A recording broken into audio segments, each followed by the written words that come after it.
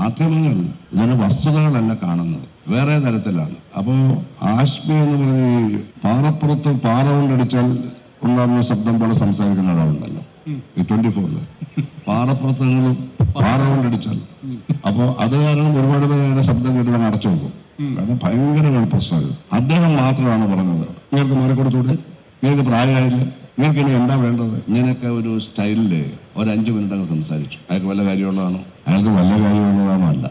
Party state നേതൃത്വം എന്താ പറഞ്ഞത് നിങ്ങൾക്ക് അറിയത്തില്ലല്ലോ. അപ്പൊ ഇതാണ് മാധ്യമ പ്രവർത്തനം. ഉച്ചത്തിൽ ശബ്ദത്തിൽ ഇത് പറഞ്ഞു കഴിഞ്ഞാൽ എല്ലാ ആയിരം മാധ്യമങ്ങളുടെ മാത്രം കുഴപ്പമാണോ? അല്ല, ഞാൻ അയാളെ കുറ്റപ്പെടുത്തുകയല്ല. അതിനുള്ള എനർജറ്റിക്കായി പറഞ്ഞതുപോലെ വളരെ എനർജറ്റിക്കായി ആത്മാർത്ഥമായി അദ്ദേഹം പക്ഷേ ആരെപ്പറ്റിയാണ് പറയുന്നത് എന്നൊന്നും നോക്കുന്നില്ല.